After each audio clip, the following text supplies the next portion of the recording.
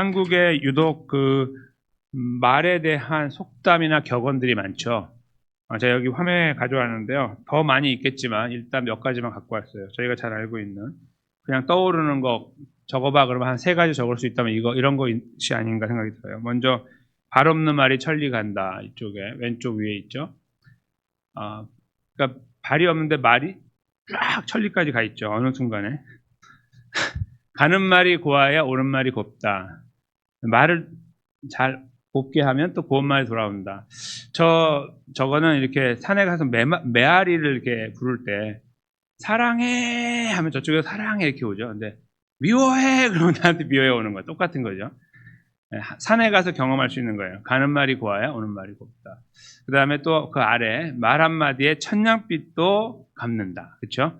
말 잘하면 다 없어져요. 이렇게 막 쌓여있던 것들이 다 없어지고 근심과 걱정들 다 없어지고 관계들도 회복되어지고 이렇게 될 수 있죠. 말이라는 건 보통 일이 아니에요. 그렇죠? 이 혀라는 것이 인생에 있어서 굉장히 중요한 부분이에요.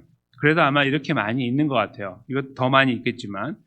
근데 지금 제가 그 왼쪽에 갖고 온 거는 뭐냐면 이제 이분에 대해서 어떻게 생각하시는지 모르겠지만 저는 개인적으로 이제 공적으로 말씀드리면 목사라고 생각하지 않습니다. 한국에서 건실한 교단에서는 이미 이단으로 정죄한 지 오래됐습니다. 그리고 다시 컨펌하고 있습니다. 지금 계속해서 전 아무개 씨인데요. 예전에 이제 광화문에서 이렇게 집회를 할 때 했던 말이 이제 여기 나와 있는데요. 왼쪽 아래 부분에 제가 이제 캡처한 내용을 가져왔는데, 간단하게 말하면 하나님 까불면 나한테 죽어 이렇게 말했죠. 잘 안 보이는데 나는 하나님 보좌를 딱 잡고 살아 이거예요. 본인이 독생자라고 말도 했어요. 자기가. 그리고 어떨 때는 자기가 성부 하나님인 것처럼 이야기도 했었습니다. 근데 일단은 여기서 위에를 딱 잡고 내가 하나님의 보좌를 꽉 잡고 살아. 하나님 꼼짝마. 하나님 까불면 나한테 죽어 이렇게 말했습니다. 이게 목사입니까? 목사라고 해도 그만둬야죠. 장난치는 것도 아니고 그렇죠? 나이가 한두 살 먹은 사람도 아닌데 저건 안 되는 거예요. 네, 아무리 좁게 해석을 해도 말이 안 되는 이야기입니다. 저는 그냥 전 아무개 씨라고 부르는데요. 이 사람이 이것만 말한 게 아니고요. 희롱 발언들도 많이 했어요. 성도를 놓고서 속옷을 자기 앞에서 내리면 내 성도고 안 내리면 내 성도가 아니다. 이런 말도 했습니다. 죄송합니다. 미쳤습니다. 그렇죠? 근데 이 사람이 이제 버젓이 활동을 하고 있는데 안타깝게도 주님의 얼굴에 먹칠을 하고 있는 일이 지금 계속 이루어지고 있죠. 무엇으로 이루어지냐면 말로 하는 거예요. 말로. 물론 행동도 있겠지만 저 말을 공적으로 해서 5천만 대한민국 국민이 다 듣게 하면서 저런 말들을 서슴없이 하고 있는 거죠. 보통 일이 아닙니다. 보통 심각한 문제가 아니에요. 저 사람이 어떤 사람이고 관계없습니다. 지금 나타난 현상을 저는 말씀드리는 거고 집에서 아버지고 아들이고 이런 거 아니겠습니까? 손주가 있다면 할아버지고 그게 무슨 소용이 있습니까? 아무것도 아니에요. 그런 건 여기에서는 이 사람이 무엇을 말하느냐가 중요하죠. 그래서 지금 말이라는 것은 이제 되게 중요한데 일반적으로 중요하지만 성도에겐 더 중요해요. 성도들에게는 이게 성도들 중에 이제 목사가 있는 거니까요. 참 마음 아픈 일인데 이런 일들이 벌어지고 있는 것. 오늘 이 잠언 말씀을 제대로 이해했다면 그리고 진실로 본인이 하나님 앞에서 얼마나 연약한 자인지를 안다면 저런 말들 함부로 하지 않아요. 저건 완전히 저주하는 말이에요. 하나님을. 일반적인 표현으로 신성모독이죠. 그래서 하나님이 이 말씀을 주신 거예요. 똑바로 살으라고. 타이틀이 중요한 게 아니에요. 직분이 중요한 게 아니라 똑바로 살아 이거예요. 어린아이라 할지라도 그냥 나는 아무 역할을 안 하고 살아요. 할 수도 없어요. 그런다 할지라도 거기서부터 시작하는 거예요. 성도라고 한다면 그게 바로 오늘 본문에 입술을 지켜야 된다. 그렇죠? 잠깐 들여다보겠습니다. 말이 많으면 허물을 면하기 어렵다. 말이 많으면 자꾸 잘못된 문제가 생긴다 이런 거죠. 그 입술을 제어하는 자에는 지혜가 있다. 좀 편하게 저희가 이해한다면 말을 적게 해라 그런 말이겠죠. 말을 많이 하면 실수가 있으니까 적게 하면 컨트롤할 수 있으니까 그게 지혜로운 것이다. 이제 이렇게 표현할 수 있겠습니다. 그것이 첫 번째이고요. 두 번째, 계속 말에 대한 거죠. 의인의 혀, 말. 혀는 순은과 같다. 순은이라는 건 아주 순전한 은인데 이것은 어떤 의미냐면은 가치가 있다 그런 말이에요. 그게 이제 그 다음에 나오죠. 이거는 그 잠언은 이제 시적으로 썼거든요. 이게 서술형이 아니고 시적이기 때문에 이런 표현들이 많은 거예요. 대꾸를 이루는 게 되게 많죠. 그래서 의인의 혀는 순은과 같고 악인의 마음은 가치가 적다. 가치가 많으냐 적으냐의 차이인데 특별히 여기서 저희가 비교하는 게 이제 의아해하는 게 있어요. 혀하고 마음이에요. 그렇죠? 의인의 혀, 악인의 마음. 이걸 비교하고 있어요. 왜 하나님께서 혀하고 혀를 비교해야 되는데 혀하고 마음을 비교했을까요? 잘 생각해 보시면은 말은 마음에서 나오죠. 마음에 있는 게 밖으로 나와요. 혀 혼자 역할하지 않아요. 생각하고 말을 하기 때문에 물론 이제 서로 이제 안 맞을 때가 있죠. 이제 여러 가지 건강상 이유나 이런 것들도 있겠지만 정신적인 이유도 있고 그거 이외에는 마음에서 시작해서 혀로 나오는 거예요. 그래서 로마서 10장 9절에서 10절에 저희가 보면 마음으로 믿어 의에 이르고 입으로 시인하여 구원에 이른다는 표현이 있어요. 근데 그걸 저희가 이제 어떤 분들은 나눠서 이해하는 경우도 있는데 사실 나누는 이야기가 아니에요. 마음으로 믿으면은 의에 이른다는 말은 구원을 받았다는 뜻이거든요. 왜냐하면 우리가 의롭게 되었다는 것이 곧 구원이니까요. 마틴 루터가 종교개혁을 일으킬 때 justification by faith를 주장했잖아요. 오직 그 믿음으로 말미암아 우리는 의롭게 된다. 그 말은 구원을 받는다는 말 같은 말, 동의어예요. 여기서 마음으로 믿어 의에 이른다는 말은 마음으로 믿어 구원받는다는 하고 같은 말이에요. 다른 게 아니에요. 어디 구원 가기 전 단계가 아니에요. 여기다가 올라가는 게 아니고 같은 레벨의 말이에요. 근데 그걸 두 번 반복하고 있는 것 뿐입니다. 그래서 마음으로 믿으면 구원에 이르고 다른 말을 바꾸면 또 입으로 시인해서 구원에 이른다 그런 말이에요. 같은 거예요. 그래서 마음으로 믿을 때 시인하게 되는 거지 시인하니까 입으로 뭘 하니까 마음이 되는 게 아닙니다. 그걸 저희가 안다면 이 연결고리를 알게 돼요. 아하, 악인의 마음, 다른 말로 하면 악인의 마음에서 나오는 말을 말하는 거구나. 그러니까 이렇게 쓴 거죠. 하나님께서 연결을 하시는 거예요. 마음과 혀를. 혀만 막 움직이는 게 아니다. 그걸 이제 여기서 보여주시려고 하는 거죠. 그래서 의인의 마음과 혀는 수능같이 가치가 있고 악인의 마음과 혀는 가치가 적다. 그런 의미입니다. 그것이 바로 20절의 의미이죠. 근데 마지막 절에 보면 이제 그러므로 이제 의인이 지금 좋고 옳다는 것을 이제 저희가 느끼고 있어요. 착한 사람이라고 보면 안 된다고 말씀드렸죠. 의인은 하나님 백성이라고 봐야 된다. 성경 안에서는 하나님께 택하신 하나님 백성이라고 봐야 된다. 믿음을 주셔서 구원한 하나님 백성이라고 봐야 된다고 하면서 다시 읽는 거예요. 21절. 그 의인의 입술은 여러 사람들을 교육해요. 근데 미련한 자, 다른 말로 바꾸면 지금 흘러오는 흐름에 보면 악인이라고 바꿔도 돼요. 미련한 자는 그냥 이렇게 어리석은 자가 아니고요. 도덕적으로 결함이 있는 자라 하는 의미가 있어요. 원래 히브리어에는. 그러니까 도덕적인 문제가 있다는 거 조금 확장하면 악인이에요. 여기서 대꾸를 이루기 때문에. 그래서 의인의 입술은 그 말은 여러 사람을 교육하지만 악인의 말은 지식이 없어 죽는다. 이렇게 말씀할 수 있어요. 근데 여기에서 원래 교육이라는 말은요. 먹인다는 뜻이에요. 원래는.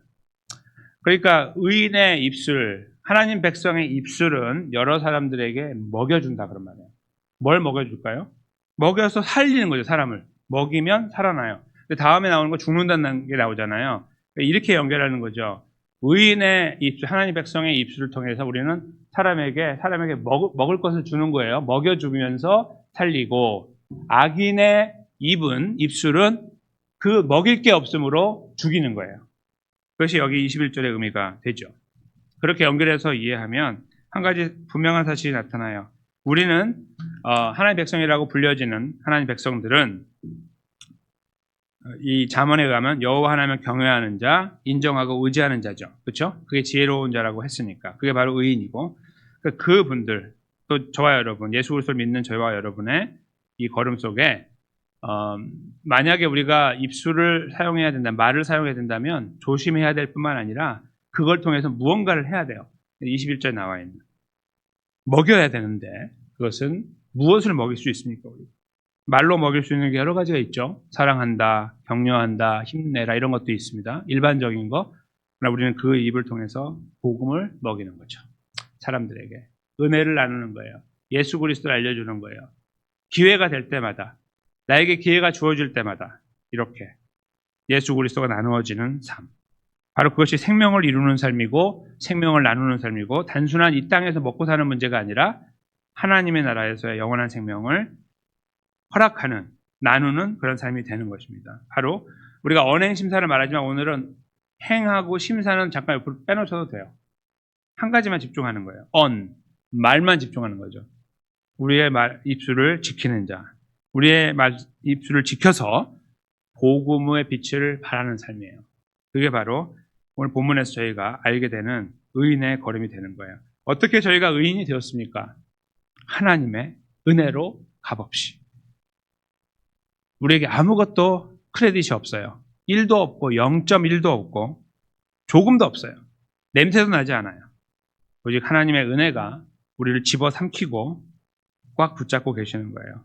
그래서 우리는 의인의 자리에 지금도 버티고 있는 것이고 견디어 나가고 있는 것입니다. 그것이 감사한데 감사하면 말을 조심해야 됩니다.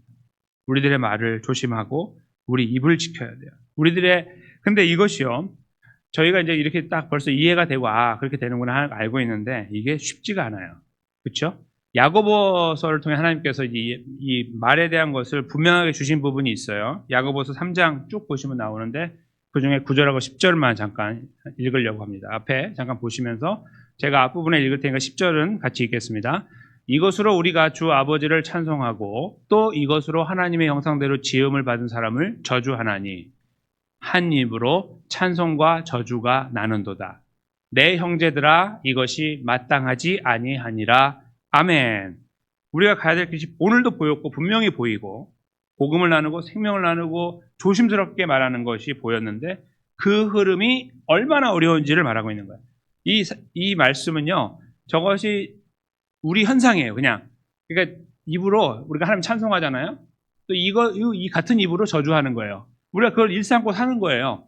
야고보서를 통해 말씀하시려고 하는 거는 그러니까 당장 끊어라? 아무도 못 끊어요, 저거. 누가 저걸 끊고 삽니까? 노력을 하죠. 발전하고 바뀔 수 있죠. 그러나 장담하지 못하는 거예요. 왜요? 마음하고 연결되어 있으니까. 그렇죠? 입으로는 우리가 막 아무리 절제를 해도 마음에 나오는 거 어떻게 할 겁니까? 오늘 마음하고 입을 연결해 놓고 있는데 하나님께서. 그래서 이게 안 되는 거예요. 그래서 이렇게 표현하고 있는 거예요. 내 형제들아 이것이 마땅하지 않다. 분명하게 길만 제시하는 겁니다. 복음은 항상 길을 제시하고 우리한테 완벽을 요구하지 않아요. 완벽할 수 없기 때문에. 그러나 길만 제시하는 거예요. 이게 우리의 길이라고 계속 말해주고 있는 거죠. 그게 복음이에요. 그래서 우리가 그 길로 가야 된다는 것을 알고 다시 가슴을 치고 주님을 붙잡는 거예요. 매번 복음 앞에 설 때마다 그것을 계속 반복하며 하나님 나라 들어가는 거예요. 그게 복음의 능력입니다. 그런데 그 자리에 서기까지 우리가 의인으로 부르기까지는 하나님의 은혜가 있다는 사실이에요. 물론 그 걸음도 하나님의 은혜지만 그 자리에 설 수 있다는 자체가 하나님의 은혜 아니고 무엇이겠습니까? 그래서 그러므로 그것이 마땅하지 않다라고 선포하고 계시는 거예요. 그만큼 어렵다. 여러분과 제가 경험하고 있는 것처럼 어려운 거예요. 우리 마음을 걸고 넘어지시면 감당할 수가 없어요. 하나님 앞에서. 그렇기 때문에 나는 말이 깨끗한 사람입니다. 욕 한마디도 안 하고 살았습니다. 그거와 관계 있는 게 아니에요. 그러므로 하여 우리는 이런 말씀 앞에 설 때마다 조심해야 되는 거죠. 다시 우리를 돌아봐야 되는 거예요. 오늘 아침에요. 저희가 기도할 방향이 바로 이것이라고 저는 봐요. 많은 기도의 제목들이 있습니다. 우리 가정에, 개인에, 또 어떤 일에, 또 교회 여러 가지 것들이 기도 제목으로 우리 안에 항상 남아 있어서 오늘도 이제 그 기도 제목을 가지고 아버지 앞에 달려갈 것입니다만, 그래서 모든 것을 가지고 가야 되지만 특별히 기도 중에 한번 우리를 돌아보면서 기도하기 원하는 것이 바로 이거예요. 입술을 지키는 의인인가? 그리고 입술을 잘 지키지 못하는 부분이 보일 때 아버지 앞에 내어놓고 은혜를 구하는 것. 만약에 우리가 그런 노력을 하고 있는 가운데 지금 있다면 감사하면 돼요. 하나님 저 착하죠? 이런 게 아니라 너무너무 감사한 거예요. 나 같은 인간이 이렇게 노력하고 있다는 것이. 그런 것들을 우리가 한번 돌아보면서 기도할 수 있을 때 하나님의 은혜가 있을 겁니다. 위로와 격려가 있을 거예요. 내가 너를 사랑하고 네가 그 자리에 그렇게 너를 돌아보고 있으니 내가 참 기쁘다라는 하나님의 음성이 있겠죠. 위로와 격려가 있을 것이고 탁탁 어깨를 쳐주시면서 힘내. 내가 함께하고 있어. 걱정하지 마. 붙잡아 줄게. 이런 주님의 음성이 있겠죠. 위로와 격려가 있을 것이고. 이 기도 가운데 저희는 이 하나님의 위로와 소망과 격려 이것을 함께 누리면서 또 우리 자신을 다 내어드리고 삶의 모든 일들까지 남김없이 한 터럭도 남김없이 다 알려드리면서 은혜를 구하고 도우심을 구하는 가운데 아름답게 세워져서 주님의 은혜 가운데 또 복되고 힘있는 걸음들을 누리시는 여기 모인 하나님 백성들, 가정에 계신 하나님 백성들 되시기를 예수님의 귀하신 이름으로 간절히 축원합니다.